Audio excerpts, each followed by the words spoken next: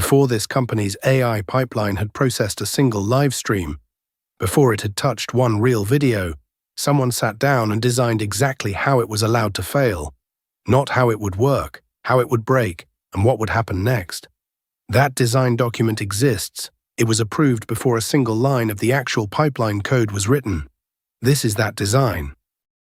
The job: turn a creator's Twitch VODs into short clips automatically, without downloading entire multi-hour streams. The design broke that into 6 stages, and every stage does exactly one thing. Discover finds new VODs and creates a job row. It does nothing else. Signals pulls just the chat replay and an audio-only track, never the full video. Detect is pure math. It buckets chat activity and audio loudness into 10-second windows, scores each one, and picks the top candidates. No downloading happens in this stage at all. Cut finally fetches video, but only the specific seconds the detector flagged.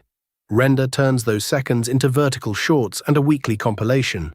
Q uploads the finished files and creates the review queue entries a human actually looks at.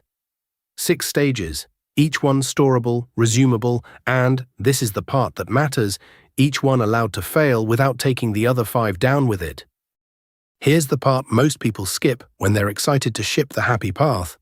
What happens when a stage fails halfway through?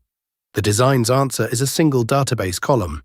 Every job has a status, and that status can only ever be one of 8 values: pending, signals, detect, cut, render, queue, done, or failed. Nothing else is a legal state. Alongside it, a JSON field called stage state records exactly what each completed stage produced: the chat file path, the detected windows, the cut segments, so a stage that runs again doesn't have to redo work stages before it already finished. If a stage throws, the job doesn't vanish and it doesn't get stuck. It records the error, increments an attempt counter, and stays exactly where it failed, resumable from that stage on the very next run. 3 failed attempts and it's marked failed for good, visible in the database, not silently dropped. That's the entire contract. Any stage can fail, and the job always knows precisely where to pick back up. 2 more rules, both boring, both the kind of thing that only matters the one day it saves you. Every single shell command the pipeline runs, every FFmpeg call, every download, goes through one wrapper function with a hard timeout. Nothing gets to hang forever and quietly stall the whole job. And before the 2 heaviest stages even start, the pipeline checks how much disk space is left on the worker.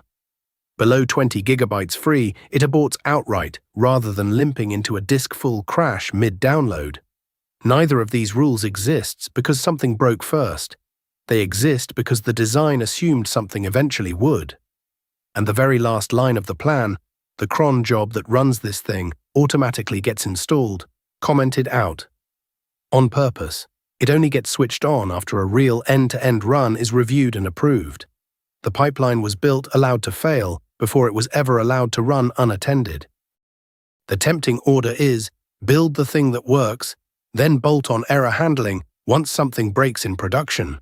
This pipeline was designed in the opposite order: the resume contract, the retry limit, the disk floor, and the manual on switch all existed on paper before the discover stage had ever run once. That's the actual lesson, and it's not really about pipelines. Design the version of your system that survives failure before you design the version that works perfectly. The happy path is the easy 80%. The other 20% is what a design document is actually for. This exact discipline, stages that resume instead of restart, jobs that fail loud instead of silent, is what runs under the creator clipping product this channel exists to market. If you'd rather your automation fail safely than fail invisibly, that's creatorclips.xyz. This whole channel is that build in the open. Subscribe and keep watching us, let the AI run it. If you want to see what the agents break next, subscribe. We're filming the whole thing.